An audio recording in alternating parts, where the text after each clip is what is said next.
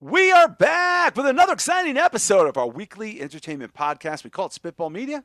We're spitting out the top stories of the week, horror style, because it is almost Hallows Eve. My name is John Draper. Joining me looking fly. Shah, you look like a country star's couch. His name is Shahin. I love it. Where'd you get that? Shit, I think I've worn this on the show last year, probably. I just pulled it back out because it's cold as shit outside. Wow. Yeah. Appreciate that. That looks warm. That looks warm. I'm warmed up too, man. I got the winter shit out as well. And he's wearing a T-shirt. His name is Bisho O'Brien. What do you got going on there, Bisho? What's up? Oh, Strode Realty for all your. I thought that's what it was. Okay. Yeah, for all your head and field real estate needs, Strode Realty. What's up, guys? What could go wrong? I hear they're making a killing. Yuck, yuck, yuck, yuck. What's up? Yeah, I was gonna say Shahin's shirt looks like it's cool. I'm not fucking around, but it also looks like something on the wall at the Overlook Hotel. It could, yeah. That's an interesting. Oh, okay. I'm down for it, man. I'm down for it. He's ready. That shirt says "I'm ready to party." That's what it comes back, and we're here to party. So thank you guys for joining us. You know, this is a crazy time of the year for us because we do Halloween themed shows. We normally run through a bunch of movie trailers and cover entertainment news, but a week before Halloween, we're going all in with the Halloween style shows and the Halloween spirit. But please consider checking out our Patreon for extra content. We got thousands of hours over at Spitball Media. It's patreon.com/Spitball Media. It's just $5. Shah, you can't even get dollar store candy for $5 for Halloween. Bro, I got Wendy's earlier for $14. What did you get? Dave's double, $14 later. Actually, it was 14 and some change, closer to 15. Let's round up to 15. Really? But speaking of $5, man, I just did a nice 30-minute video. I did like an MTV Cribs style video. So I showed off the whole living room. Look at this. Look how nice this is. I mean, seriously, this is like absurdly nice. Like, and I went through all the different art pieces and all the vinyls that I have, all the cool shit. So if you guys, I know a bunch of people commented on it. So if you haven't checked it out and you're on Patreon, go give it a watch. It's 30 minutes. You get to check out my dog. I even show off my goddamn kitchen, man. What? Wait a minute. You show off the kitchen? Everything. I've never seen your kitchen. Showed off the kitchen, bro. Showed off everything. Wow. It's the Remix edition. Yeah. Straight off the kitchen. Bisho O'Brien, that's worth $5 alone. Absolutely. Dude, he went through his vinyl. He went through his artworks, even shit he hasn't hung up yet.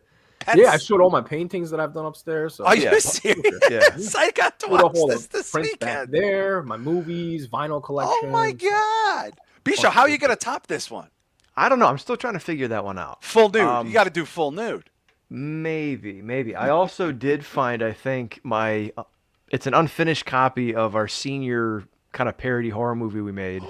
I was thinking about putting that up. Oh, no. You have to do that. Have to do that.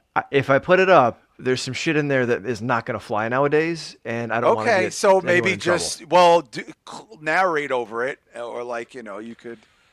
Wow. I smell blackface. Anyway, it's not that far. We're kidding. It's patreon.com/Spitball Media. We gave, for the special month, 3 solo bonus shows in lieu of a Q&A and stuff because it is Halloween. And now we're going into the holidays.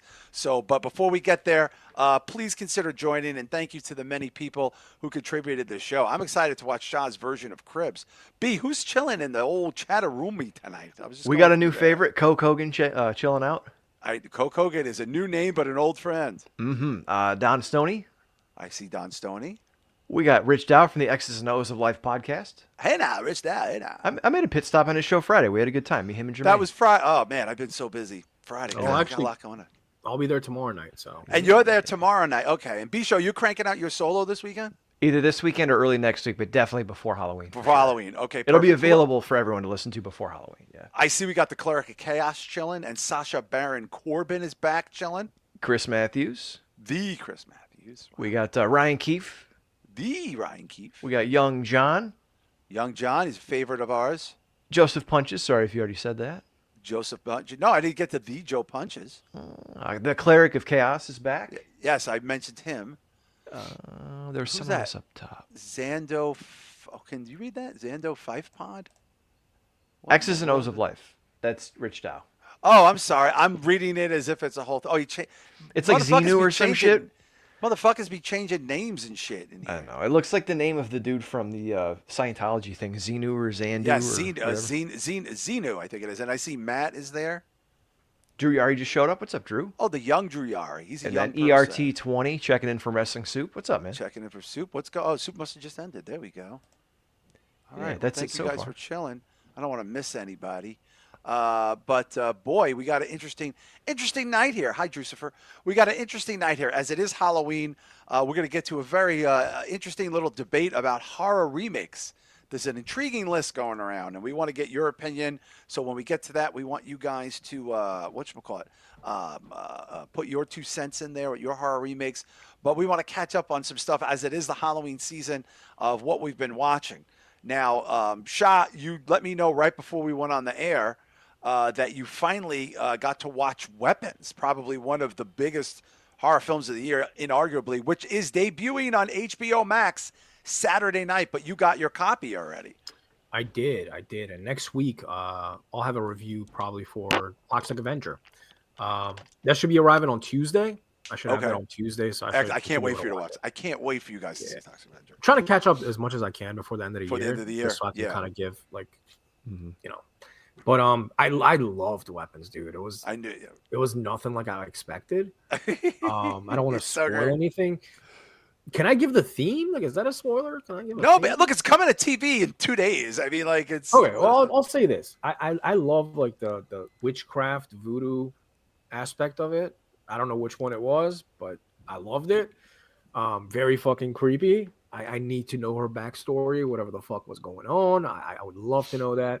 And I love how they shot the movie because it's almost like it's the same scenes from different perspectives, but it all ties in and makes sense.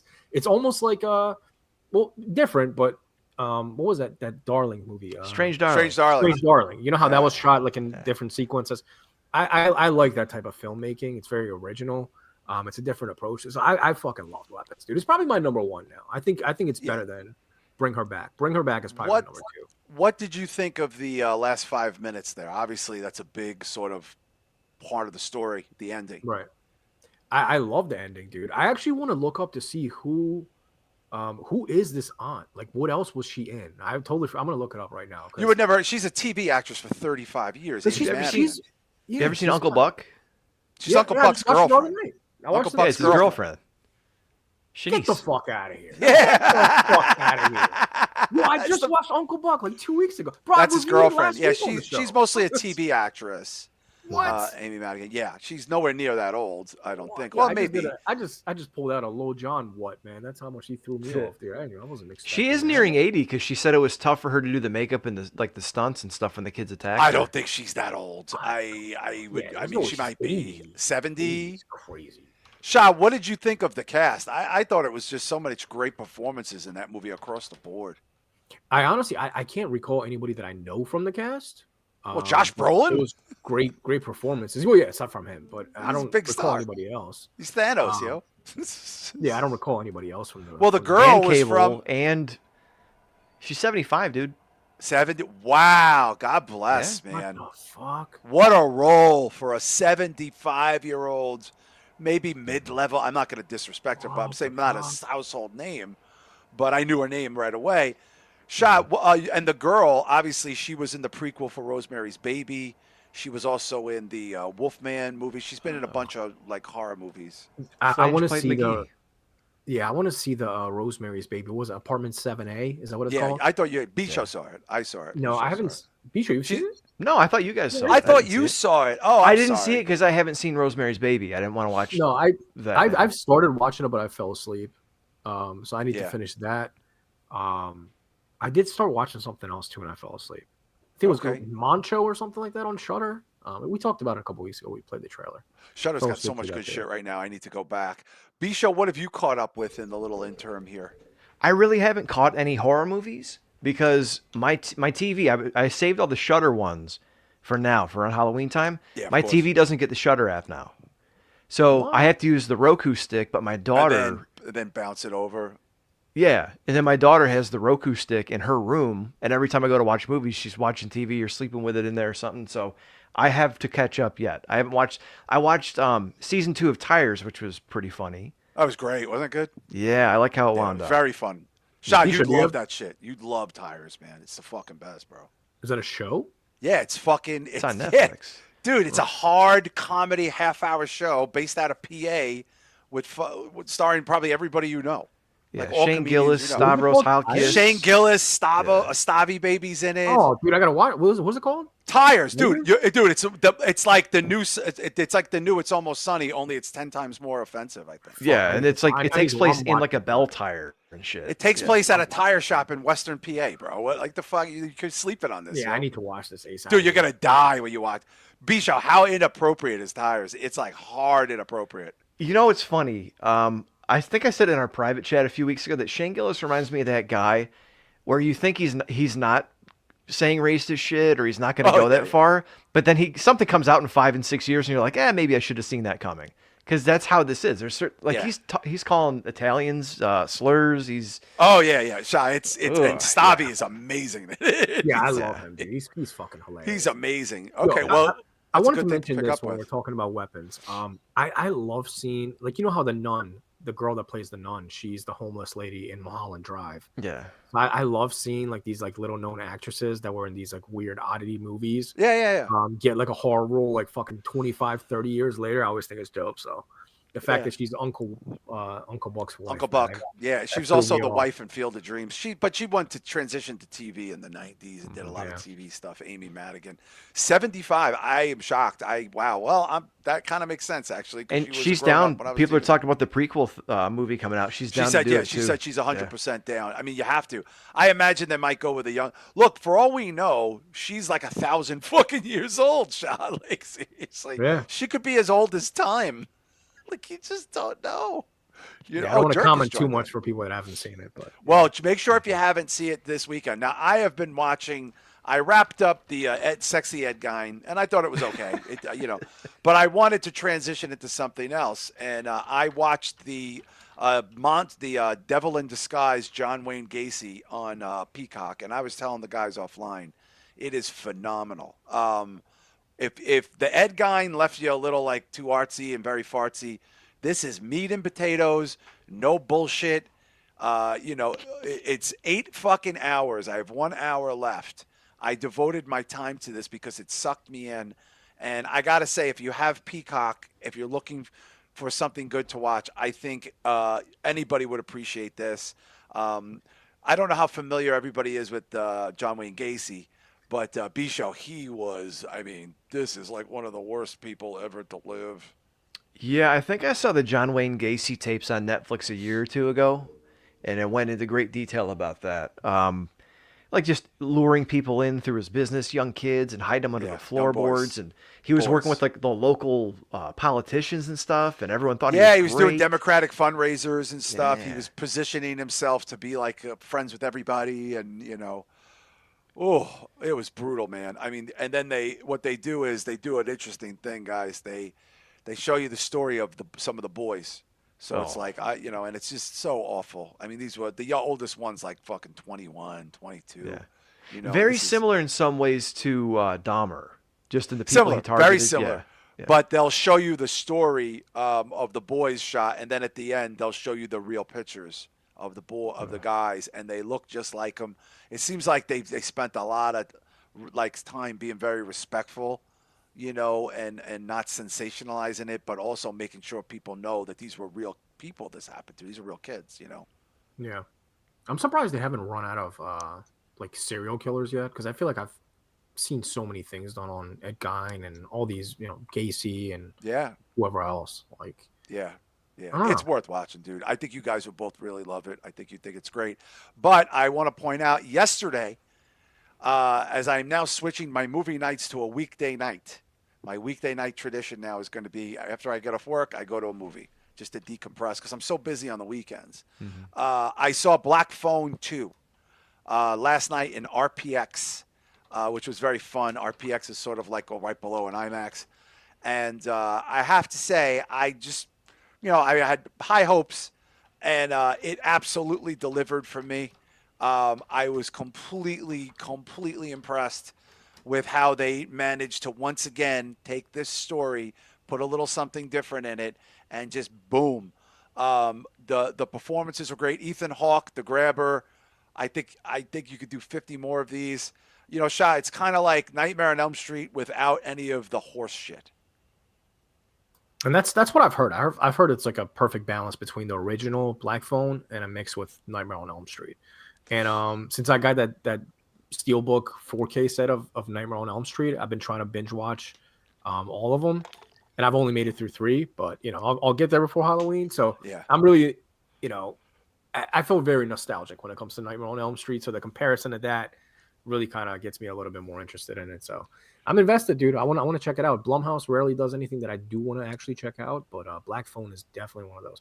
In fact, it's probably the only property they've put out in like 5-6 years that I would actually want to watch. Yeah, I mean, it is a Blumhouse production B show, but the first one didn't feel like a Blumhouse. First of all, most Blumhouse movies are not rated R. A majority of them are PG-13, or at least some of the successful ones are PG-13. But they do rated R's. But this had a lot of the elements from the previous movie, but now we're dealing with it as a complete supernatural movie, so they get to do more fucking ill shit.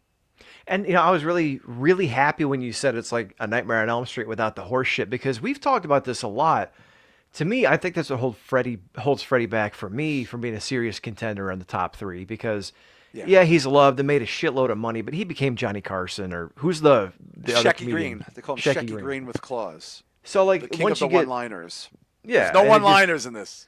It gets ridiculous, and at least this one's a little bit more serious. And I was thinking about this today too. People keep talking about, like, we need more Freddy, we need more Jason, we need more Michael Myers. It's like, dude, we've got Terrifier, now we got Black Phone. We had what's it, In a Violent Nature, but it looks like they're not going to do any more of those. Yeah, or maybe they are. might. Who knows? But it's like we have these ones. We have the new ones. So yeah, it's great. Do the nostalgic shit, but like we have those new movies now, and this sounds really fantastic. Yeah, and also, Shah, you said you heard they're already doing a third. They didn't really leave it open, either of these movies. So, but that, Yeah, that's what I've heard. But again, nowadays, who knows what's real or not anymore, man? I so much fake news and fake news outlets and everything from real media to entertainment to everything else and AI. I don't even know what's real anymore. Bisho, can you pull up the box office for this? I'm just curious because I don't know a lot of people who saw it, but anyone I know who saw it liked it. And this will absolutely be in my top 10. There's no question. I mean, and I bet you it will be on a lot of people's top 10s. Well, see, dude, look, I'm so confused by this stuff because we talked last week about how Tron Legacy or whatever it is going to bomb and lose $300 bajillion dollars. But this week, it's like the highest rated movie on Rotten Tomatoes. I don't understand how that shit happens. So Black Phone 2 opened number 1, huh? Looks like 7.5 million this It's a weekend. small box office. 24 decrease. Yeah, it looks like 9.9 last weekend, 7.5 this weekend. Interesting. Wow. Now, I think it has like a 74 on Rotten Tomatoes for audience, but a higher. I might have transposed the audience for the critics. That might have been international because this says it opened at 26.5 million in North America. I was going to say, Bisho, 7 worldwide. million sounds like a porno movie opening. Yeah. The Mask looks amazing. Ethan Hawke is awesome. Shah, this dude, like this character, the grabber, they really fleshed this character out because now that he's like a demonic presence, they can get this guy to do ill shit, and he does ill shit. Yeah, and I'm kind of glad they leaned into that. Yeah. I wanted it to have like a paranormal background. So again, I haven't seen it, so I don't really know what the background story is. But I am very much interested in it because if it was just like a regular serial killer that was killing kids, like that gets old after a while, right? That's like a one and done. But if you add this layer of paranormal into it, then you can kind of really take it to the next level. Yeah, kind of like Art the Clown. You know what I mean? I will say this: I enjoyed this movie quite a bit. The plot's a little squishy for me, I can't talk too much about it. Whereas the previous plot had a little bit more layers to it. This is a little squishy, so some of that you got to check. But they do more of a little bit of a backstory on the grabber character, and and they actually have an interesting sort of tie-in. Like, it's kind of almost like trying to think of what to compare it to, B-Show. Like where basically like the family is involved. Like it's almost like a thing where it's like it's gonna follow this family around. Like it's not just Oh shit! yeah. So It has, not too dissimilar from Final Destination, Bloodlines. Oh, interesting. In a Yeah, way. that's what I was trying to maybe compare it to. Anyway, if you're looking for a fun a movie to go see in a theater for Halloween, this is it. But I have to put the brakes on that because tonight, a very, very highly touted horror film is opening called Shelby Oaks. This movie is people are just falling over themselves talking about it. It's that guy. Is it Michael Struckman? What's his name? What's his name? Chris Stuckman. Chris Stuckman. I have no idea who the fuck this guy is, but it's his first movie, and it's getting a lot of attention. And Neon, I believe this is a Neon release, if I'm not mistaken. Shah, this is a movie I'm gonna have to see this week for sure. Yeah, I want to try to watch it before it leaves theaters. I just feel like I owe it to the guy, man. I've been following him for so many years. I feel like I have to go out of my way to support it. Because these are the exact type of movies that I want to see win, and I want to see more directors come from YouTube and be actual. Like, he's a horror fan, you know what I mean? Like, he's a big time fucking horror fan, and I want to see more directors like that get the opportunity. Is that a 67? Is that what it says? Yeah, 67. Yeah, it just opened today though. I mean, it hasn't. Okay. We have no critics.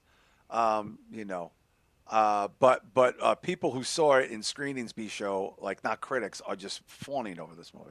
I know. I was hoping that there was some audience score in there, but it's all critics It's tonight. so It's far. happening. It's opening right now, like as I we know. speak. So, Well, I figured there would have been fans who saw it at screeners who aren't considered critics. But I mean, look, I'm with Shah. I think anyone who has a love for this game and anyone who tries really hard and has something cool come out with a vision should be supported by the community. I do think the community suffers from some groupthink, which I've heard that, not to spoil things, but Sinners, the greatest movie of all time, swept the Chainsaw Awards this week. But I think in times like this, yeah, maybe the we'll horror cover community- Chainsaw next week. It might be It's that's all a right. whole episode, but Yeah. maybe not. I don't know. We'll see. But, By the way, but sorry, go ahead. I was just gonna say, I think it's times like this when the horror community does come together and support like grassroots efforts, that I'm all for that. What were you gonna say, Shah? The director of Sinners, he's working on a remake of The Twilight Zone. Another Oh, is he Twilight really? Zone. Because his mom is a big fan of The Twilight Zone. So he's rewriting it. He's in the process of writing it. And he gave an interview where he said his mom loves the script so far. So I don't know, man. That's coming in the next couple of years, I guess. Yeah, it's funny. Sinners is getting re-released, I think, in 70 millimeter or something. Like they're doing a pretty big release, and it's already made a lot of money. That'd be And- interesting to see the way it's Yeah, shot. I mean, it's a I was beautiful thinking about movie. that too. That's why I was going to bring it up because I have caught it on cable quite a bit, and when I catch it on cable, I get really caught up in it. Like I really do, because I do think it's one of the better shot films of the year. I think cinematically, like we said, B-Show, like there's a lot of gorgeous shit going on in that fucking Yeah. movie. Now it's outside of the weird. It's horror like elements. we've talked about how we don't think it's as great as everyone thought, but it still might make my top 5. Oh yeah, I'm Oh, having yeah, that's what I I'm was having a saying, yeah. really hard time. I guess I was let down by the hype train, and every time I think about it, I'm like, I don't think it was that great. But then I think about how it was shot, and then I think about the Mississippi Delta angle, and then I think Yeah. about the performances, The and then I think music, about the yeah, music, and it's like the cost, the clothes, the music, there's just the so cars, much the guns. there. Yeah, that's what I'm saying. Like, Shah, it's a layered movie. Like, there's a lot to like in that movie, but the hype, I just, hype. I have a hype phobia. I have hype fatigue. I'm tired of hype. Yeah, I really I should check it out before the end of the year. You should. You just to really give it a should. fair shot. I should. You should. You should. I really like the director as a person, though. Oh, he's a great guy. Yeah, he's a smart If motherfucker. you- He's made some great movies. If you want, some people after the show, go check out the Kodak channel, like the actual Kodak, like the brand. They have a YouTube channel, and they did a segment with this guy where he starts Ryan talking Coogler. about. Yeah, where he starts talking about. Yeah, give his name. I feel like a dickhead. Just call Yeah, him. no, that's fine. He's Yeah, a this super fucking guy. famous guy, dude. He's a super famous dude. But he does like a whole 20-minute, pretty much like course on different types of film, like He's from a 8 bright guy, millimeter man. to 16. He's a bright dude. Like his passion and love for filmmaking, you can Oh tell yeah, this guy he's a fan, man. studied film. Like Yeah. he is obsessed with filming and like the art behind filming. You know what I mean? Like the technology behind it. He really Yeah, he's a studied student of the shit. game, man, and Yeah. he's made some great work. And listen, you're gonna be hearing a lot about that movie probably around award season. I don't know that it's worthy of that. If we're gonna skip over some of these other things and just give everything to that, that's kind of whack. But it's probably gonna happen. But it'll be interesting to see where our top 10 for the end of the year lands. But we have a special segue here we're going into right now because we are going to dissect what is being considered for the Halloween season, of course, the top 10 greatest horror remakes of all time. Now, before we get there, and we want everyone in the chat to chime in, Shah, I am of the opinion sometimes that horror remakes are often, maybe not always, but often better than the original. I would honestly say I like most remakes more than the original, to be honest with you. To be honest with you. And if we have time at the end of the show, I asked ChatGPT to come up with a list also of great horror remakes. So I'm curious to compare it to this list. Just to see if we can trust. That'll be interesting. ChatGPT. Bisha, where are you? Because we've probably seen so many remakes. Like, where are you in terms of your palette for the original versus the remake? I mean, I think it's a mixed bag because there's been so many remakes in horror and so many properties recycled that there's a lot of bad ones. But like Don Stoney just threw up the Friday the 13th remake. A lot of people don't like that. I think that's one of the best movies in the franchise. I thought it was fine. I thought it was fine. Texas Chainsaw Massacre. Thought it was fine. Didn't hate that either. Yep. Bangers. The Halloween ones we've talked about. Great. Yeah. Yeah. Halloween is tricky. Halloween's a little tricky. Well, it's still good. I wouldn't say they're better not than remakes. the original. They're not remakes, though. They're not. Well, Zombies is. Okay. Yeah, I'm talking about Evil the Dead. era. I would say the Evil Dead's good. People love the Evil Dead remake. Isn't They it? talk about it all the time. Dawn I of the think it's Dead. better than the original. Dawn of the Dead.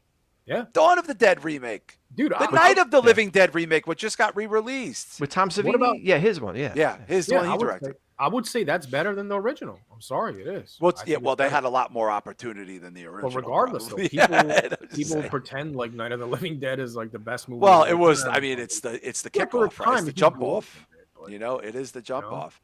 But there's so many of them. So we're going to review this list, going from 10 to 1, and we want everyone to chime in, and then Shah's going to read his ChatGPT list.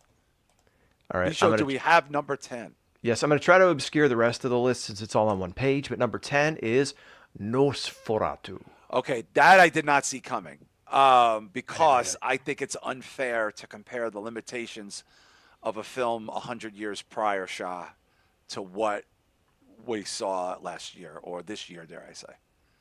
Yeah, I mean the OGs from like what, the 20s. The Like 1917, 1910, 1911. 1911. Yeah. It's kind of unfair. And the Herzog version, I'm assuming that's probably from late 70s or 80s. Well, technically, Bisho, are they talking? See, this is a little loaded now. I assume they're talking about the most recent version, right? Let me see. Keep Has to talking. I'm be. going to see if I can find the article. Where's this from? Ranked? All right. Yeah, Shah, the Werner Herzog, I don't really hear people talk about it in that I regard. immediately thought that's what they're referring to. Really? Yeah. I didn't even think about the Eggers one because it's so different.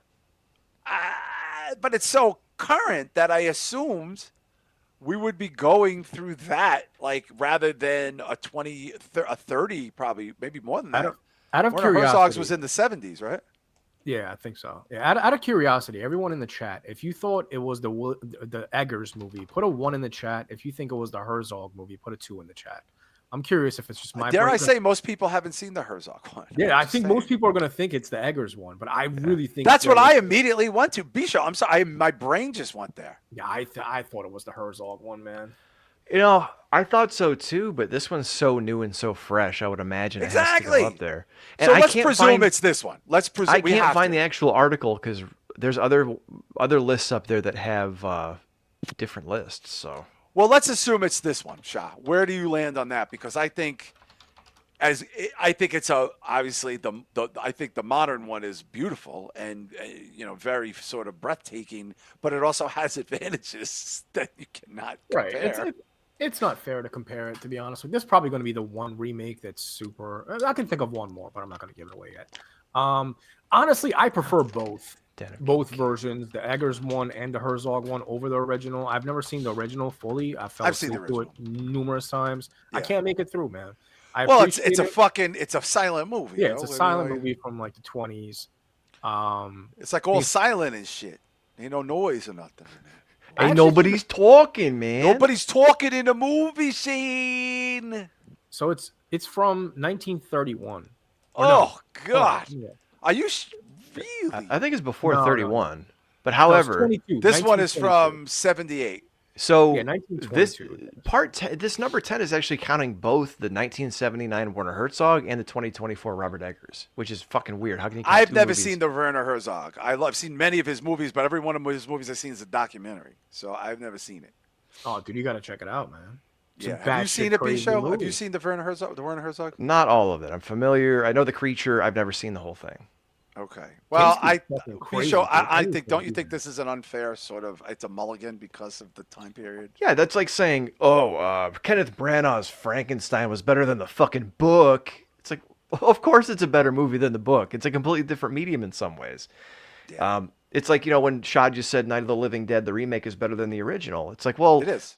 one is a fish out of water and the other one is a more modern retelling. So much in the same way, I don't think it's fair to classify that. Yeah, I mean, look, I think I would like to see the Werner Herzog because, again, I've only seen documentaries from that man. But 1978 was a pretty hard time. I was 7. There was a lot I didn't have a drinking problem then. So I will be. But okay, interesting. Not what I thought it would be. John, are you familiar with Kinski's work? Like, have you seen any movies from him? Klaus Kinski? Yeah. Yeah. Yeah, he's the vampire in Nosferatu. He's a creepy motherfucker. Yeah, he's fucking perfect for it. You got to see Yeah. it, bro. You'll love it. If you like Kinski, like he's bad shit. His crazy, daughter was pretty bad hot. shit person. Natasha Kinski is pretty hot. I She was in love a lot of Kinski, 80s, though, like man. softcore horror-ish kind of movies. He was so crazy. He's like one of my fucking most underrated actors, dude. Just because he was such. Can we pull up crazy- what he looked like in the 78 Nosferatu Beach? Oh, I yeah, just want to yeah. see. And let me just say this. If you're going to pick a best horror remake, can you have some balls and pick between 2024 and 1979? This sounds like a fucking soft dick pick. This is from Ranker? Yeah, Ranker. Okay, Or Den I of just wanna Geek, see I'm what- sorry. Den of Geek. Okay, I like Den of Geek. I just want to see what Klaus Kinski and what Werner Herzog's Shah, was it a shot-for-shot remake? Yeah. Oh, Marquise is joining us. He's mentioning Gary Coleman was a god, and so he was in my house. He was in my house. I think it's shot for shot. I haven't seen the whole 1922 version, but Uh-huh. it seemed like it from what I saw. Oh wow, he looks great. Yeah. Oh, Kinski's wow, fucking crazy, dude. that looks fun. You know, it looks like Salem's Lot, though. It does. And that's why I always It mix looks those two just movies like up. Salem's Lot, which was around that time. Was it When in did a When did Salem's Lot come out? Do you know? It Was it had to be 80. This was Yeah, 79. 80, 81. So this is 79. So then Salem's Lot copied off of this. Yeah, maybe. Yeah, this is 79, Maybe. bro. I mean, it does. We want to 70 see the OG Salem's Lot. 79, Salem's Lot. This was Damn, Oh, they both came out at the wow. same time. Holy shit. If you put both their heads together, they can make a perfect ass of themselves. I wouldn't I wouldn't be surprised if this is one of those movies where like they rush, almost like when we watched the Omen, not the Omen. I mean, it looks cool as fuck. You know, we watched for those two movies last year about like the Devil's Baby and shit. Like they came out right at the same time. I could imagine that Yes. both of these came out at the same time and purposely. They probably did came the out same around thing. the same time, but one of them was obviously a remake from a highly touted artistic documentarian. Yeah. You know, and the other one is a modern retelling from a modern sort of guy who's got an incredible palette and an incredible film acumen. So, but let's move on to number 9. Number 9, Maniac from 2012.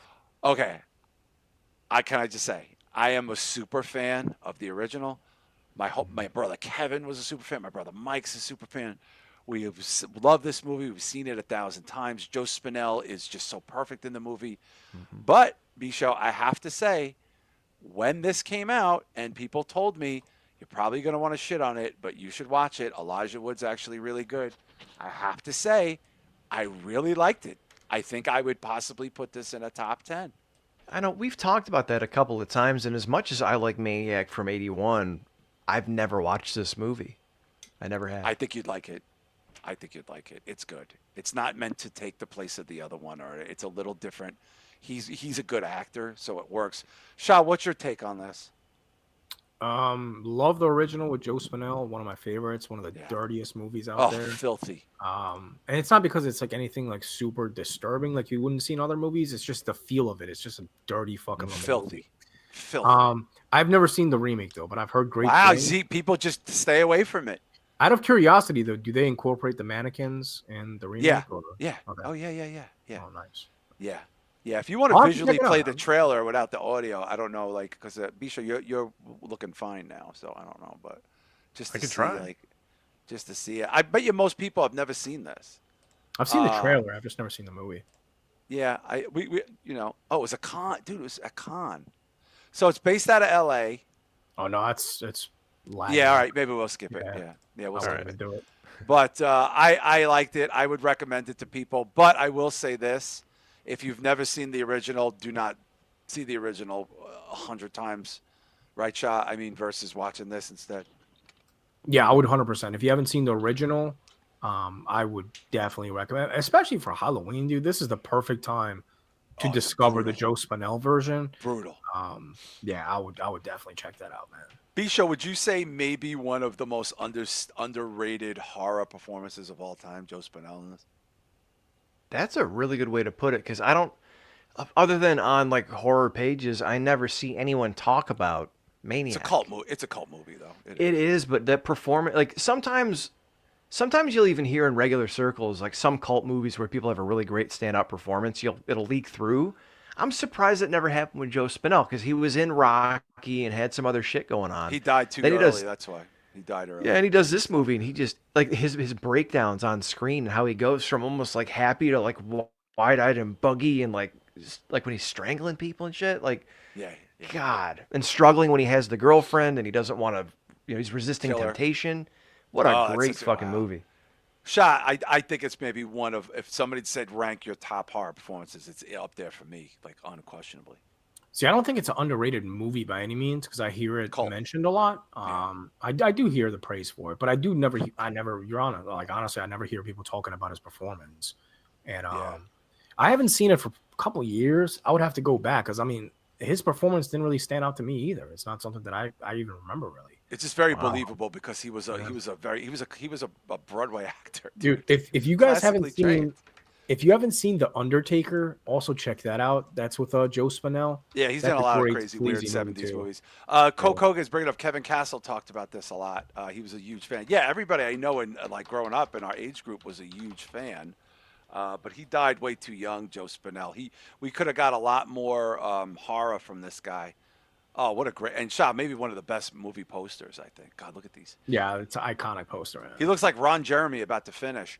Let's can you put in real quick? Can you put an Undertaker instead of Maniac too? I want to see if there's any cool. Yeah, we've discussed that before, the Undertaker, because have we? No, Kevin didn't know Joe Spinell. God, what lies was my brother telling on something? Oh, God. Are you guys serious, man? Are you serious? Is he going to be found out as the Hulk Hogan of wrestling podcasters? Oof, my goodness. If you guys only knew. Good Lord, man. God bless Kevin, though. God bless, but, dude, come on. Didn't Joe Spinell die in, like, 1983? Yeah, he died. Yeah, I don't know what. I was going to say, how the hell would he know Joe Spinell? No, he had no Coke Hogan. I imagine this was classic Castle story time, but let's that was just. I'm sorry, I can only take so much of that. Love you, Kev.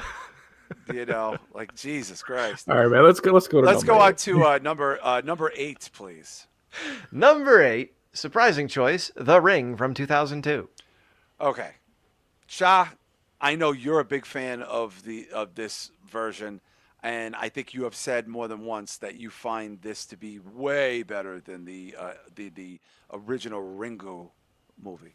Yeah, by a landslide, to be honest with you. I adore this movie. I saw it at the movie theater, so I have that personal like relationship with it. I experienced it, scared the shit out of me. But I didn't like the original, dude. I'm sorry. I don't like Ringo. that's the thing, man. I love Asian movies, but a lot of the highly acclaimed ones that people consider legendary, that there's American versions and European versions. I don't want to sound like a basic bitch, but I usually prefer the American version. You sound like Same a with, filthy like, American. Same with like The Grudge. Like I don't like the original. Like I don't find it entertaining at all. You know what I mean? Yeah, I don't know, man. I love The Ring though. I still have to check out Ring 2 and Ring 0. I've never seen the So they sequel. made 3. Okay, I maybe saw the second one. Yeah. But Bisho, I remember the first one. I saw it in theaters being really good. It was kind of dark and atmospheric, and had some big name performances in there from Liev Schreiber and Naomi. What the fuck's her name? Watts. Naomi Watts. That's how they met and ended up getting married, I think. And then like Sissy Spacek is like the old lady at the fucking asylum and shit. Like this is one of the first movies my wife and I went to go see as kids together. One of the first horror movies at the theater. And I just remember walking out of that movie thinking, and again, I hadn't seen a lot of Asian horror, just what an original concept it was at the time. Because I had watched slashers, and then I watched some of this 2000 shit coming out, like Hostel or Saw. And then in the middle of all this, well, maybe predating that a little bit, but you have this movie, this ghost story about this haunted videotape, and the girl that comes out of the TV from the well, and like just the way shit pulls together, like the O in the I want to say in the movie poster, there's that symbolism Right. makes sense in the movie, but like there's a lot of elements that come together and go, oh shit, in that movie. And I just remember it being scary. I was in probably high school. Dark. It was like a dark movie. Like it was and like very, nothing was scary at that point because we were in high school. But I remember coming out of that movie like, oh my god, that was just fucking weird. Yeah, I remember liking it. And Drew's pointing out, Liev Schreiber was in The Ring. He was in the Omen remake, which came out years later. I think that came out in 1990. That came out on, by the way, 6/6/2006, the Omen remake. Nice. I remember because in New York City, they had 666s everywhere or something like that. Or I'm almost positive that was from that. But I don't know if the Omen remake's going to be in here, so I'm going to just stop right there. But thank you, Drew. But I like The Ring fine. I'm with Shah. I feel like it's kind of like what people say about like Japanese wrestling and wrestling, where they're like, "Oh, Misawa was the greatest." It's like, come on, dude. Like, this is, it's just not. It's nice to say, but realistically, obviously, the more American versions for our audience and our palate, this would resonate a little thicker for us. But I don't have a problem with that being on there. And I actually saw that in theaters. What's number 7? Number 7, one we talked about earlier, Dawn of the Dead.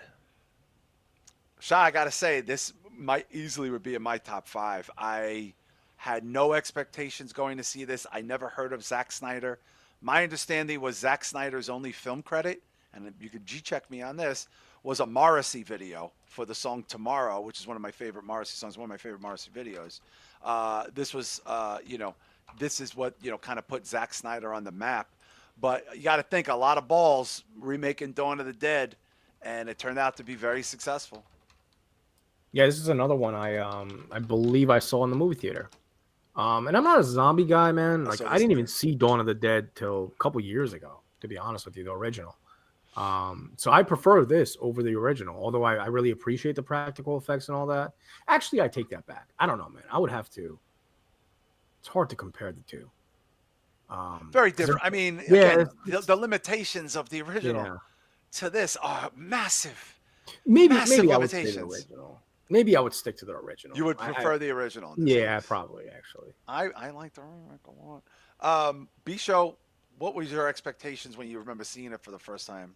Obviously, we're talking about remaking one of the holy grail, probably most prominent horror films. I mean, it kicked off the real zombie sort of generation, really, in a lot of ways. See, I'm kind of a zombie, I don't know, purist or asshole or whatever, but like I like zombies. They were the fast-moving zombies. Yeah, I like zombies that don't run because they're rotting fucking corpses. I think it's a little ridiculous when they do like superhuman James Bond moves. But saying that, I thought Dawn of the Dead was fantastic when it came out in 2004. I just remember there's so much about it that was fun, and I think as much as I love the 78 version or 76 version, it had more energy. There was different comedy, like I'll never forget when they're on the roof and they're holding up signs for the sniper to shoot. Rosie O'Donnell. Yeah, that's fun. That was fun. It's like there's fun shit like that, and then they went a step further. Instead of just having a couple that was married, they had the pregnant woman give birth to the To a zombie zombie baby. baby. Yeah. That was fucking brutal. It Yeah. just Tyrese was the father. yes, he's don't touch me. No one touch me. Like he's Yeah. so in love with Yeah. this little monster. Oh my I god. loved Like it, dude. yeah. I loved it. I thought it was great. I've seen it 100 times. I love that opening with the man comes around with that fucking opening with the fucking Johnny Cash song with all the real riots and Shah, remember that opening where they just used real footage of riots and played that song? Oh, Yeah, hell nasty. yeah.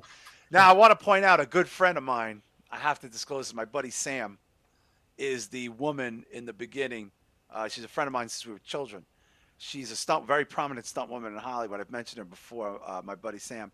She is the woman in the beginning who gets hit by the car. She's in that movie. That's cool. Like when she's driving and there's a mom, she's and she's way younger than that in the movie, but she plays an older woman. It's Mekhi Phifer. Thank you, Drew. Can you stop correcting me? Like I'm just asking nicely. Like I get it. It's okay sometimes, but like every time, like I don't know. Like what's that they call that? A Budinsky. Like Ah, I gotcha. like you're becoming a Drew Budinsky. It's nice, but like sometimes you can just let things breathe for 5 seconds. But I do love you. I say it out of love. But yes, my friend Sam, she's in that, and she's also in Zombieland. She Cool. plays a similar role in Zombieland. So whenever you see a middle-aged white lady getting killed in some movie, it's usually my buddy Sam. That's hilarious that like maybe like we need a woman to get hit by a car in a zombie movie. Oh yeah, that one lady. It's like they typecast for that same role. Oh, she's in. I don't want to blow her up because I know her personally, but I'll tell you guys offline. But she's amazing. She actually is. She just ran to run the union for the stunt people. She's a seasoned stunt woman. Shah, that's a cool job. I mean, like her acumen. Like when I tell you the movie she's been in like a gazillion movies. Yeah, it must be amazing just to hang out on set and be able to network and interact with all these people. I don't know, man. I just wish I could be a part of like She's a tough entertainment in some kind of aspect. I don't even want to be like the main star. I don't need to be even on screen. I just want to hang out on the set, man. I just want to be able to experience that. If you guys have seen Zombieland, there's a very famous opening with a woman, and she's that woman, but she does a similar role in fucking Dawn of the Dead. It's so funny. She's amazing. She was also in some smaller movies. She also does a lot of TV, but I love that remake. That probably would be I'm just going to be honest, that might be my number one. I'm just saying it. What do we got next, B-Show?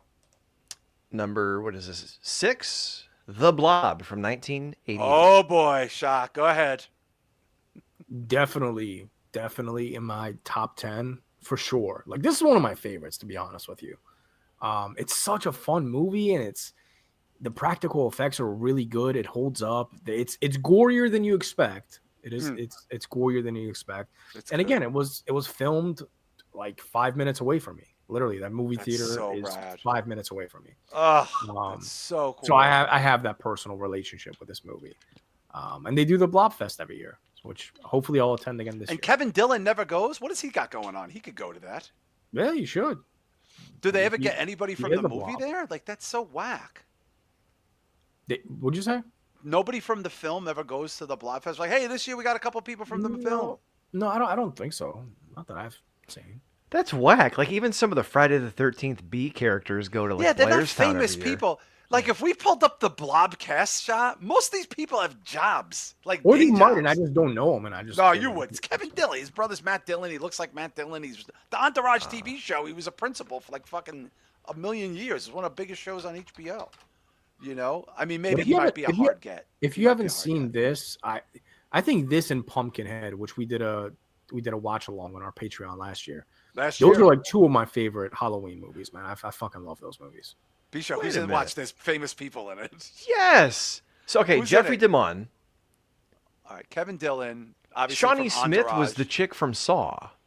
Shawnee Smith is it? That's right. She's the principal woman. And then Jack Nance, who was in not only Twin Peaks, but he was the character in Eraserhead. That guy, Jeffrey DeMore, is a huge TV star. He was on a lot of TV. Jack Nance, big TV. Even the guy next to him, Paul McCrane, he was on ER, for Christ's sakes. Holy Art LaFleur. shit. Wow. Okay, but you can get some of these motherfuckers. Why Bill not? Moseley. Bill Moseley is in this? He was Shah, like you a remember Bill soldier or Moseley? something. Oh, he might have had a tiny spot. Yeah, it might have Yeah. a cameo. I don't recall. Holy Bill. Hey, wait. guacamole and Hey, hang on a second. cheese. I know Del Jack Nance. Close? Did I Yeah. just see Del Close? Do you guys know who Yes. Del Close is? No. Del Close is like a famous. Dude, click on Del Close. I'm looking for his filmography. Upright Dude, Citizens, he Ferris Bueller. became, yeah, he became a fucking acting teacher to like the most famous people in the world, yo. Holy shit! Some of the Who most did he famous play? comedic actors, Del Close. Damn. He's in The Blob. I was trying to figure out Jack Nance because I know him from Twin Peaks, but that's the guy from Eraserhead, isn't it? Yeah, Shah, the star of Eraserhead's in the Blob remake. Yeah, that's him. Okay. Okay, but you Like can get that's the cat. Get the Yeah. Oh, it is. Holy shit. Holy I had no shit. idea. I had no idea. Holy shit! Whoa. All right, if anybody hasn't seen this movie, now you got to watch it. I'm sorry. That's bizarre. I What would a never great recognize Bisho. Who it. directed this? Oh, sorry, that's Jack Nance. Let me go back. I can't believe the dude went from Eraserhead to the Blob fucking remake. It's funny that Del you said Close there's- is so famous to me. Movie's filled with nobodies, and it's like that's fucking the star of Eraserhead, which we all love. How did they get some of these people? Chuck Russell? Chuck Russell did this one. Chuck Russell did I think Society. It's what just did he this was do? right after he did Dream Warriors, I think. Oh my god! So he was. Well, this was guys. I was around for this. This was a big movie. Like it was out in theaters and like, MTV did shit with it. Wow. What did it get here? It's got a solid rating. Shah, when was the last time you watched this? 2 years ago. What did Chuck Russell do? 2 years ago. Chuck Russell? He was always paired up with Frank Darabont. I know he did Dream Warriors, the Third Nightmare on Elm Street. Frank Darabont? Good lord. Wow. Okay, the Blob remake. Chuck Russell, The Mask. Oh, for Eraser? God's sakes, man. Wait, he followed up. So he followed up The Mask with the Blob remake? No, The Blob came out in 88. Oh, So 88. Okay. It goes Part 3, 87, The Blob, 88, and then The Mask, Dream 94. Warriors. And then he did when Schwarzenegger was one of the biggest stars in the world. But he also just recently did that Witchboard. We watched the trailer. We thought it looked great. Yeah. All right. Well, listen, The Blob. If you haven't seen it, the original's great too. I love the original. All right, B-Show, what's next? Unreal. Right. Number 5, The Evil Dead. Shah, it's got to be in the top 5. I know, like, it's blasphemy for a lot of people for us to talk like this, but it is a phenomenal remake. I don't know if it would make my top 5, but definitely top 10 for sure. Top 10. Again, I prefer this over the original, but it's one of those things. It's hard to compare the two because this one is very serious. This is actual like horror movie. This is not a horror comedy. There's no schlock in there. It's not a student film. Yeah, like the first one is like a jokey joke, half like like yeah. So it's hard to compare them, but this is more my style of horror. I'm not a big Evil Dead guy. I'm really not. Really? Like, yeah, I like Army of Darkness over Evil Dead 1 and 2, to be honest with you. Okay. Evil Dead 1 is probably one of my least favorite ones, to be honest with you. Yeah. Do you know the reason why it's touted so well is the filmmaking in it was very groundbreaking. Like, as far as that goes, I think it's more, it almost is like Chainsaw in a way where, not that Chainsaw the film is not good. I'm just saying, like, be sure, you know what I'm saying? Like, the people gush over Chainsaw for reasons that are not necessarily the film, but like how it was shot and the weather and the conditions and the frighteningness, like, Yeah, it's just renegade filmmaking. It's like Sam Raimi and Ted Raimi with a fucking 2x4 and a camera running around the swamp, dodging tree roots and shit, Where are you on this remake, Bisha? I like it because although I love Evil Dead, the originals, any movie with action scenes that are inspired by Stooges slapstick shorts, it's good, but I like it when it's more serious horror. So Yeah, I really like the remake. It's grown on guys, me. remember how brutal they went to some brutality in this movie. Like, didn't they like take Casablanca knives in style. between their webbing of their hands and the tongue and shit? Ugh. There was a lot of graphicness to this shot. Remember? I think it set a record. I'm pretty sure. Yeah. that they used the most amount of Blood. gallons of fake blood in this Yeah, movie. blood. Yeah, and it was gross. I remember seeing it when my ex-girlfriend was not a big horror fan, and she was like, "Holy fucking shit!" I was like, "Yeah, I didn't know it was gonna be like this, yo. I thought there'd be some jokes." Like, you know what I mean? Well, the one thing I didn't like about it was, spoiler alert on a 10-year-old, 15-year-old movie now. Yeah, 15-year-old movie. I didn't like the fact that Mia, I think her name is, like, gets possessed and then just comes back. But then I remembered. See it again. But then I remember that, like, Ash gets possessed, and when the sun comes up, the spirit leaves him. So, like, it's whatever. Yeah. It's whatever. Well, I enjoyed it. I thought it was a great thing to see. By the way, I've seen at the Blob. I didn't see in theaters, but I've seen almost every one of these in a movie theater, which is interesting to say. The knife and the tongue, Joe Punches said, went hard. Oh yeah. What's next, B show? Number 4. Let me share this back up. And by the way, I'm not sharing it continuously because when it chops it up for shorts, it gets weird if you're screen sharing. Here we go. Number 4, Suspiria. Okay, I'm going to take shit. I'll just take it because I'm not the biggest Giallo fan. I went and saw this in theaters, and I really liked it. I thought it was really good. I know a lot of people, this is like fucking, like really disrespectful to the genre. But I actually thought it was very good. I adore this movie. It's a bit long. It's like a 3-hour fucking movie. Mia Goth is in there, one of her earlier roles. Yeah, it's great. It is a remake, but it's they also treat the movie completely different than the original.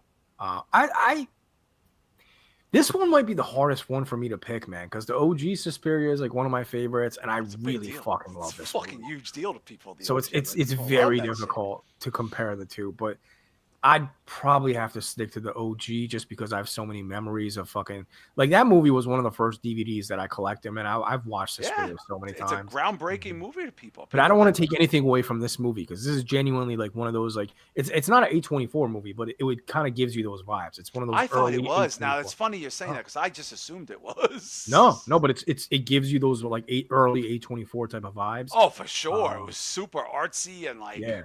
Weird. It's gorgeously shot. It's fucking creepy. Yeah. It's just a little long, man. It is like a 3-hour movie. So, B-Show, I know you're a Giallo guy. Is this sacrilege to you, or? I mean, I did not see it. It came out right around most the time. Giallo fans are like, I'm not fucking watching that shit. I know, and I don't want to sound like a poser. I'm more familiar with Fulci and Argento than the rest of the Giallo catalog, so I will say that. But I'm a huge fan of Suspiria, and I had started getting into Italian horror movies around the time that this came out, and all I had heard from everyone was this movie was trash.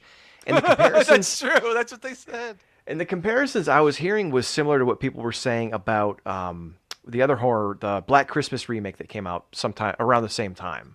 That it was like, not, I don't want to say the woke, but like, or yeah, like where the fraternity is. No, not the one with shit. the broads. This was there was a more. Yeah, there was a 2006 Black Christmas. Yeah, I think because that one was this good. is later. This was the one with the broads came out. Yeah, I remember that one. So I'm saying I heard similar things to what I was hearing about that movie, about Suspiria. So I just stayed away from it because I figured I like Suspiria so much I don't even want to watch this one. But you should totally. Yeah, don't. I would give it a shot. It's good looking. There's a lot of. It's really well made, man. It's really. Shah, isn't somebody super famous direct this? Like, I don't know. I think it was a Guadagnino. No, I know it was a woman, but somebody kind of famous. I thought directed this. I thought it was something Guadagnino. I'm gonna look it up. Guadagnino. Director is in the new Star Wars with Ryan Gosling, unfortunately. Yeah. Luca Guadagnino? Guadagnino? I don't know. Yeah, but this is a famous international director. Click on the fucking movies this person's made. Yeah, I'm getting like there. Academy Award fucking movies, yo. I thought it was a girl. Call Me by Your Name, Queer, After the Hunt, Bones and All. Oh, Bones and All. Okay. This is the guy who did Bones and All. Yeah. I never saw Queer. Queer was last year. Challenges I couldn't get into. I thought it was a little too squeaky clean. Queer is a A24 movie, isn't it? Yeah, it is. But Call Me by Your Name is a fucking huge movie. That was a big Academy Award movie. I don't know much of this. I would recommend checking it out. And Bones and All, if you've never seen it, you're sleeping on a fucking gem. All right, what is our top 3, B? Number 3, The Fly. Got it. It's got to be in the top 5 for me, B-Show. I love the original is wonderful, but it's a dated concept. This was a Cronenberg smorgasbord of uncomfortableness. Yeah, I mean, trying to watch the original Fly is like trying to watch the original The Thing almost, where or the I love it, but the Wolfman, it's got its flaws. It looks charming, but like now I'm a wolf, that's on the same thing. I know. But yeah, no, dude, The I Fly know. from '86 is so gross when his body Oh, parts start it's falling off disgusting. and he's It's storing them in the disgusting. medicine cabinet and shit. He's keeping his ears as a fall off. It's Or like, and I know disgusting. it's sad and we hate to talk about this shit, but like the scene where he puts the orangutan and the cat into the pod and they come out like all deformed and screaming and he's got to like off it. That like hit me, dude. And I'm not like you guys where that always gets me, but when he had to put down the orangutan, I was like, fuck, what was that? Why? Why did they do that? So Yeah. many good moments in this movie. Yeah, it's great. Shah, I mean, obviously it's Cronenberg, but I mean, we can't dismiss that. That's Cronenberg in his fucking prime, really. Yeah. Um, this would definitely be my top 10, not my top 5 though, but I expect it to be pretty much in everybody's top 5.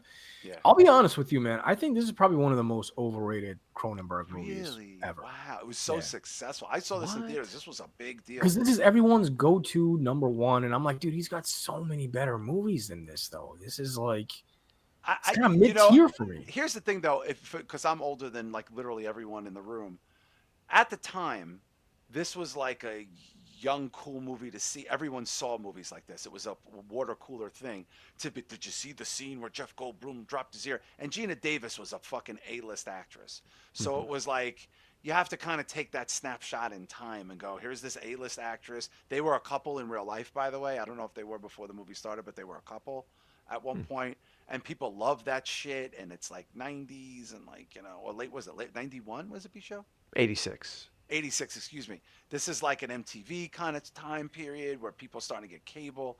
So it's like, and everybody is into like the tabloids and like, I don't know, it just, it was a big deal for its time because you guys got to remember in 86, we would get movies like Field of Dreams and shit. Like you didn't have, horror wasn't like this. You had the slashers in the VHS in the back rooms of your video store, but this was front and center and it did well.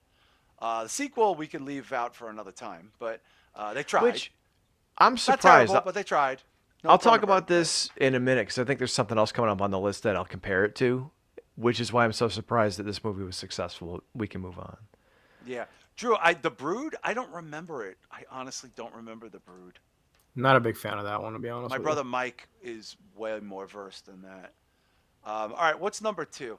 Number 2, The Thing, which I'm surprised this isn't number 1. I just presumed this was number 1, like everyone else in the fucking chat room, Shah. I just assumed this was number 1.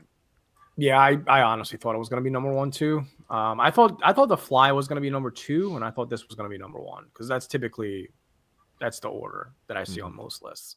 By the way, brutally unfair comparisons to the original. Yeah, it's bro, it's hard to compare. I mean, super unfair. The original, super unfair. The original, The Thing. I haven't even seen it, but I've seen clips. Seen it, but comparing it to this is like, you can't. It's a lot of talking about things that are going to happen, Shah. Like, what's going to happen in this one? Like, and then like an alien vegetable Frankenstein hybrid type of thing. Stay away from him. Weird. Get back. Like, that's literally the thing. I just did the whole movie for you. Yeah. Be sure you've seen it, of course, right? Yes, I've seen it. That's what I'm saying. It was not like bad. It's not bad. No, I mean, but it's definitely dated. Like I said, it's like an alien vegetable. Ooh, and he looks kind of like the Frankenstein's monster. Like, okay, we get it. But that's what they were going for. I know, and it's like this may be basic bitch of me, but I think The Thing from '82 is one of the greatest horror movies ever made. Just the makeup effects and the transformations and just rewatchable. I would say, would you guys both say it's one of the most rewatchable movies? I think it's completely rewatchable.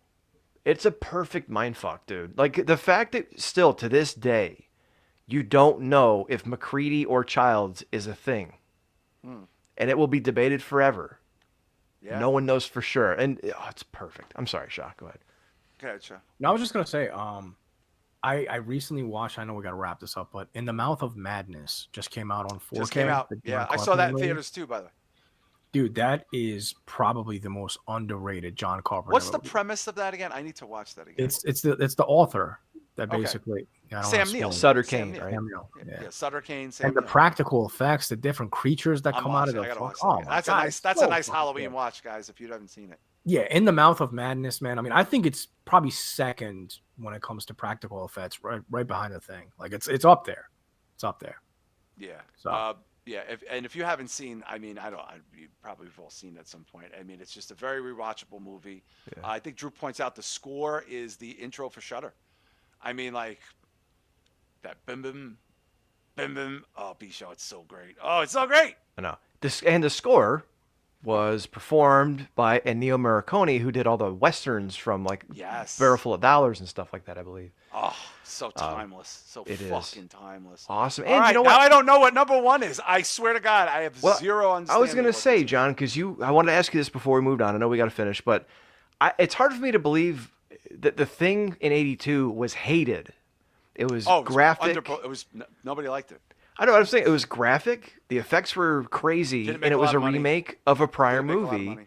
But then The Fly comes out 4 years later and gets an Academy Award.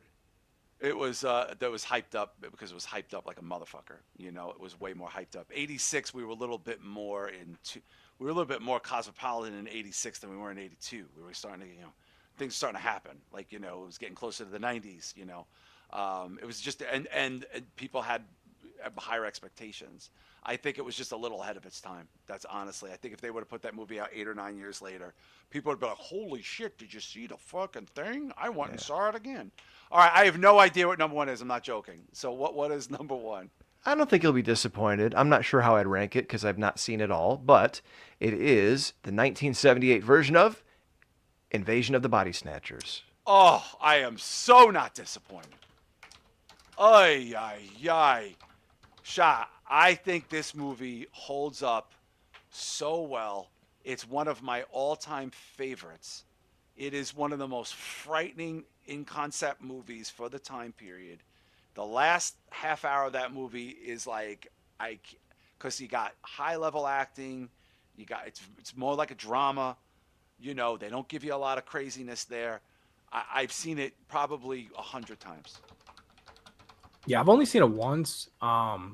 I'm a big Donald Sutherland person, man. Like I think he's very creepy in horror movies. Like he should have been utilized a little bit more. Way more. And if you haven't seen Don't Look Now, go check that out. That's another horror movie he's done. About that for a long time. And Jeff Goldblum. I mean, he's made two appearances in the top 5. Young Jeff Goldblum. Dude, he's got 2 fucking movies on the top 5: The Fly and Invasion of the Body Snatchers. Yeah. I haven't seen this for quite some time though, so my memory of this is kind of foggy, but I do remember liking it though. It wasn't like it held up pretty well from what I recall. And B-Show, I brought this up too, the dog head thing. It looks terrible now, but if you saw this in '78, people lost their fucking minds watching that shit. I know, and I think they tried to replicate that in A Nightmare on Elm Street 2 to terrible effect. I've seen the original Invasion of the Body Snatchers from the 50s. Yeah, I've not seen this one.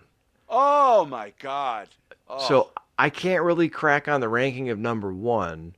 I know it's very beloved, and I've seen the scenes like Donald Sutherland. Shot that ending, maybe one of the best horror endings of all time. And that reaction, that scene is like iconic, man. It's like a fucking meme at this point. Yeah, because you really thought he made it. You really, really, really believed he made it. And B-Show, he didn't make it. I know. I've seen the original, so I get it, but it's not a spoiler. We're good. And they remade it. I think they've remade it in other ways. They've kind of remade it, and then they did a different kind of version of it. It's a creepy movie. It's a brilliant, brilliant movie. It holds up very well. It's uncomfortable. It's scary. Great performances. A great Halloween watch. Before we got like 2 minutes, Shot. Do you have your ChatGPT? Yeah, I'm just gonna run through this. So there's 20 of them. I'm just gonna run through it. Oh, so number 20 is The Crazies from 2010. That's not terrible, but the original's not great either. Yeah. 19, The Blob. It's already on here. 19, really? B-Show? Oh, that's not great. Yeah. Number 18 is Fright Night, the remake from 2011. I've never seen the remake. Yeah, the remake's all right. The original's way better. Yeah. Number 17 is Nosferatu, the Herzog version. Herzog? Okay. Yeah. Number 16 is Bram Stoker's Dracula, which I don't even Oh, really wow. consider a remake, really. I feel like, Nah, it's so different, right? yeah, Like, it's it's so not even different. I don't remotely really. like the original. I wouldn't consider it a remake, no. Yeah, I wouldn't either. Number 15 is Maniac, which we already talked about. Mm. Number 14, I'm surprised this isn't on there. My Bloody Valentine, 3D. Yeah, didn't hate the remake, like the I thought original. it was good. I Yeah, thought it was good. solid. I think you already mentioned that earlier, too. Yeah, I think Drew brought that up very early in the conversation, actually, but he's right. It's pretty solid. Yeah. Number 13, another surprise that's not on the list. Friday the 13th. Shocked this one is not on the list. Yeah. People hate that movie, dude. People are really, it's got too big bunch of like hate it and love it audiences, man. But this next one, this is generally a loved movie. 2003's Texas Chainsaw Massacre. I liked it fine. I would have moved it in that 10 for sure. I feel like I should be in top 10. I feel like what about you, B, right? Yeah, should have probably been a top 10. Yeah, and in fact, that was one of the first modern instances of those movies being remade, and it like spurred everything else to come after it. So, for sure. What's next? Yeah. We have Halloween. A zombie, of course, right? Yeah. Okay. Well, I wouldn't. I don't hate it. I don't hate the original. Whatever. It's fine. It's Yeah, I wouldn't put it up there. Yeah. I didn't even know this was a remake, but The Wailing from 2016. That's a remake. The Japanese movie. Yeah, it's apparently influenced by a bunch of different. That Japanese. movie's like 3+ hours. Everyone tells me it's genius. I wouldn't consider that one a remake either, though. Interesting. Number 9, The Grudge, which I agree. I think it's better than the original, to be honest with you. I don't remember it. Number 8 is Suspiria, which we already talked about. Interesting. Number 7, Let Me In from 2010. Oh, let the right one in. Oh, yeah. Don't start. Yeah. Don't get me started. Never seen it though. Never seen it. Oh, stop. You have to see it. The Ring from 2002 is number 6. Mm-hmm. We already talked about that. Number 5, Dawn of the Dead from 2004, which we already talked about. Number 4, Evil Dead from 2013. Number 3, Invasion of the Body Snatchers. Wow. Number 2, The Fly, and number 1, The Thing. The Thing. I think ChatGPT kind of did a good fucking job. I think they did too. I hate. It was pretty accurate. It was, aside from the few questionables, it was better than the other one. I think so, because there were some on the other list that we saw that, okay, fine, but this is more of what I expected the list to be, based on how I hear people talk about these movies. Bro. Wow. And now we got to start going to ChatGPT like a motherfucker. And 5 more that it didn't mention. That just House of Wax from 2005. This one I saw Don Stoney mention this, which I think should have absolutely. I know what you're gonna say. Yep. The Hills Have Eyes. Bro. Yes, brilliant. It's so much better than the original. Fucking great. Fucking great. We Are What We Are. I don't know what that is. I saw that. I saw the remake. I never saw the Spanish original one. I highly recommend it. It's about cannibalism. Yeah. I'm shocked this didn't make the list. It from 2017. I thought this was going to be top 5. Before we segue out, Welcome to Derry started last night. The first episode. A lot of people said it was great. It's a nice thing to check out over the weekend if you have Max. And then the last one, The Invisible Man from 2020. Fucking love that movie. I'm a big fan of that movie. My brother Mike got me into that movie. If you're sleeping on it, 5 years ago. Wow, yeah. If you're sleeping on it, wake the fuck up. It's real good. It's way better than you think it's gonna be. Dark, kind of fucking disturbing. Got some creepy fucking vibes in there. The way they explain the invisibleness is kind of very scientific, and it kind of makes a little bit of sense. And I thought this was gonna spur sequels. I don't know why it didn't. Maybe because the Universal Launch B show just kind of stalled. Yeah, after The Mummy with Tom Cruise, it died on a fucking miserable death. Everything died a miserable death. We're going to go to Patreon. We have more lists to Patreon. So consider going to patreon.com/spitballmedia. $5. That's it. It's nothing. It's not even a bag of Halloween candy. You'll get cheap. You'll get dollar store candy for the $5. But you can get thousands of hours of exclusive content. B-Show's dropping a banger this week. Shah just dropped a Cribs. I dropped a drunk half-hour Halloween. Well, I'm always drunk on the weekends. But I'm sober now. And let's just run through. We got the X's and O's podcast we want to shout out. We want to shout out the Drew Yari Experience podcast. We want to shout out our friends over at Ringsiders. We want to shout out the Bayou Geeks there. I saw Dirk was in there earlier. Anybody else I'm forgetting? Oh, of course, Necromaniacs. Our good friend Sam Hoyos, his Red River podcast, and his band Playing Dead. Anything else, B-Show? The Cheating Death podcast with the Cleric of Chaos. Of course, Cleric of Chaos. And Shah, anybody else we want to throw in there? No, check me out tomorrow night, 10 p.m. Eastern time on the X's and O's podcast. X's and O's. I'll be showing off X's and my O's. top 10 favorite physical media releases. What time you guys going on? 10 p.m. Eastern time. Oh, I won't be able to spell. If I can make it on, I'll get on a podcast. Anyway, we're going to jump in some more lists at the old Patreon. Thank you guys for hanging out with us. Next week, the big Halloween show. Oh my gosh, we're going to have so much fun next Thursday night. Have a great weekend. Go watch some horror movies. We'll see you next week. Peace.